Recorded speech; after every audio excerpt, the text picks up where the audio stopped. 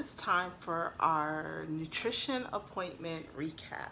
So first of all, I feel so awkward in this setup, but I kind of had to modify my environment based on putting my daughter to bed. So she's in my room right now watching cartoons. So again, more education.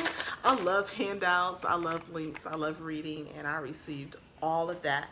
So before my nutrition appointment, they already had set the precedent that the appointment would be more of a consultation to identify what my eating habits are now, and if I would need to go through either just well, everybody's required to do the pre-op bariatric surgery class, which is like 2 hours long, $100. Did I mention that this surgery really costs a lot of money out of pocket? Even though I have insurance, there's still out of pocket costs. So I'm so glad I did the Flex account, because that's helping me out a lot with the surgery and pre-planning. But either way, everyone has to do the 2-hour pre-op appointment, and then just based on your consultation, you might have to do a series of 6 mini classes that pretty much teaches you how to eat. Well, luckily for me, you guys, I'll go ahead and share the good news that I was able to be exempt from the series of 6 nutrition classes, and that's really just based on my history of experimenting in the vegetarian and vegan lifestyle, low carb, all that, and the fact that I've already completed 5 of the 6 required doctor's appointments that my insurance wants me to have on a monitored dietary plan. So when I was able to speak to how I should eat, what I should expect after surgery, the dietitian was like, yeah, you are definitely well grounded in the requirements. And I'm not gonna lie, what also helps, and if you haven't already, is joining like Facebook bariatric support groups. Now let me tell you, they can get a little negative and be very condescending, be judgmental.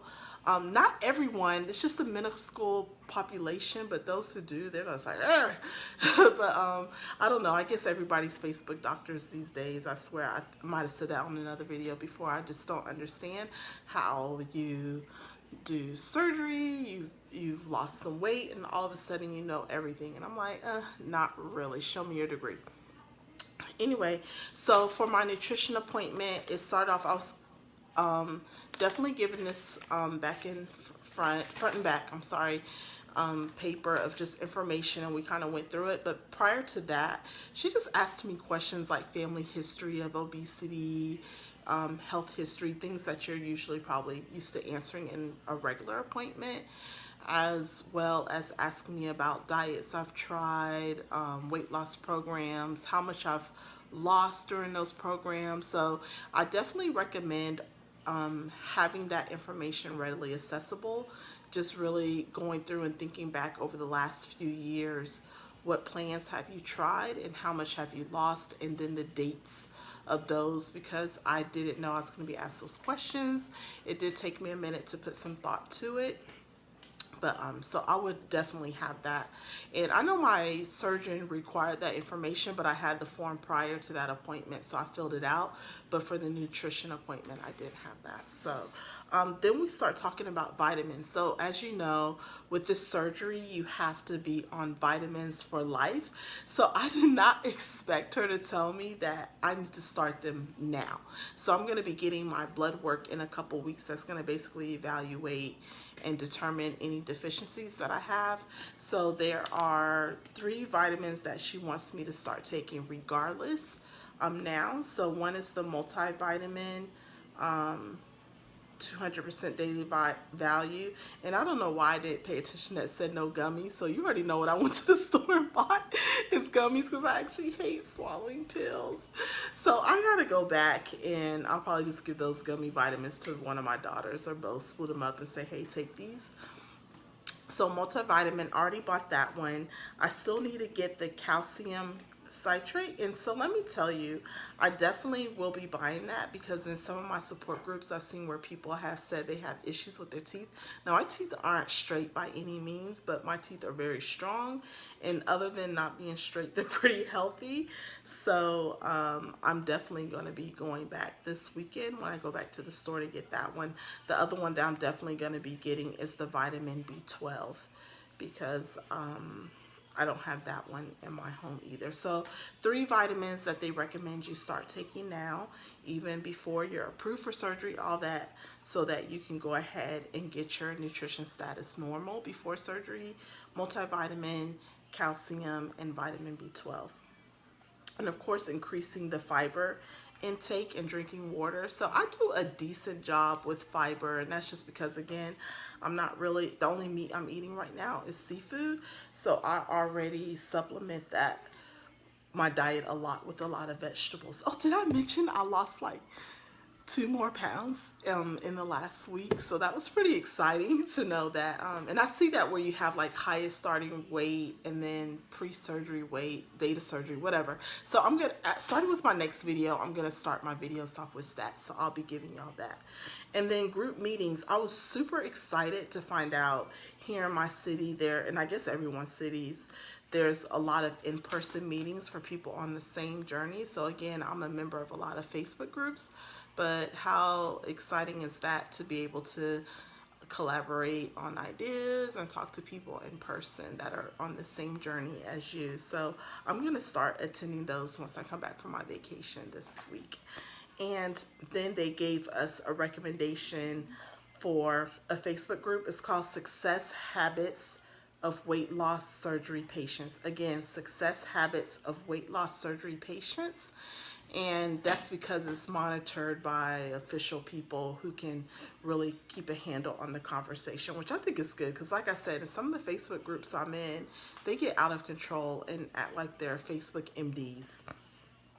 And again, I went ahead and scheduled my 2-hour pre-op bariatric education class, which I'm really excited. I go to that in 3 weeks.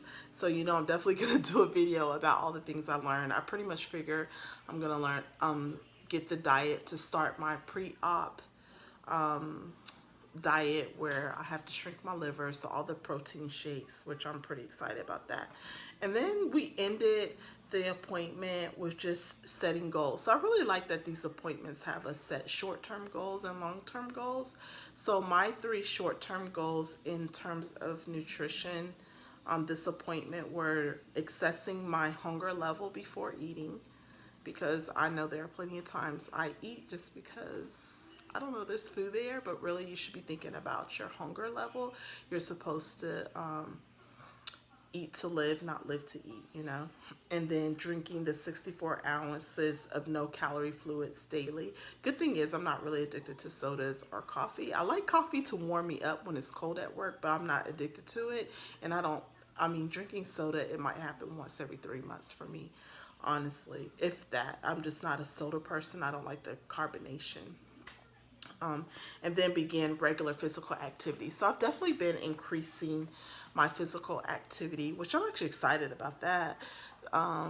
It's even small changes, such as parking a little bit further from work. Anywhere I go, I park further out so that I have to walk, and just walking intentionally. So I don't have a set routine, so I know that's one thing her and I talked about, was getting a routine, and also diversifying, of course, based on my exercise appointment, what I do, so I don't get bored.